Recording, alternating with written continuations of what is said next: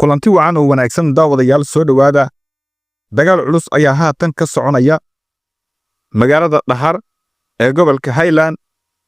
Dagaalkan cidda u dhaxeeyo iyo khasaaraha ilaa haatan la soo warinayo ayaan intaan ku guda jirno warbixintan ku maqli doontaan. balse marka koowaad soo dhawow muuqaalka like saar sina shirgare. maanta niska hore waxaa xiisad ay ka aloosneed gudaha magaalada Dhahar ee gobolka Highland, waxaana xiisadaasi ay u dhaxaysay ciidanka Puntland iyo sidoo kale ciidamo markaas si taabacsan dhaqdhaqaaqa Maakhir. haddaba xiisadaasi oo odayaal deegaanka ay isku dayeen in ay qaboojiyaan oo waan ay markaasi ka dhex sameeyaan labada dhinac, waxay ku soo dhamaatay guul darro. waxaana haatan magaalada ka soconaya dagaal aad u qaraar oo u dhaxeeya dhinacyada, waxaana la maqlayaa gudaha magaalada daryanka hubka noocyadiisa kala duwan.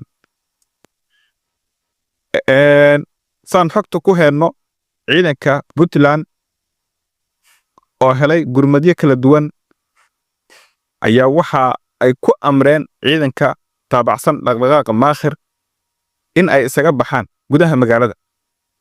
xilli madaxweynaha Puntland Saciid Cabdullaahi Deni uu maalmo ka hor sheegay in dowladda federaalka Soomaaliya ay ciidamo ku daabulayso deegaanadaas. haddaba amarka ay soo saareen saraakiisha ciidanka Puntland waxaa ka dhaga adeegay oo gaashaanka u daruuray ciidankii kale ee ku sugnaa aagaasi dhaqdhaqaaqa Maakhir.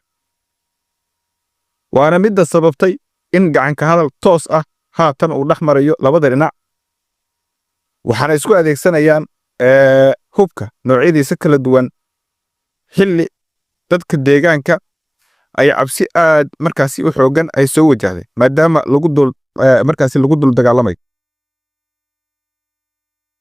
ciidamo ka tirsan Puntland oo gaaraya ilaa 15 tekniko oo markaasi yimid magaalada Dhahar soo gaaray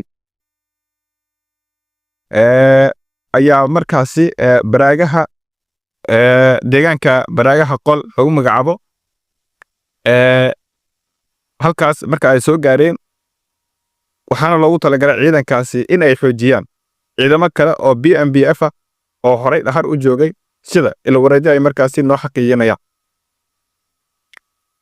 xiisadan waxay ka bilaabatay sida ay noo xaqiijiyeen ilwareedyada sarkaal ka tirsan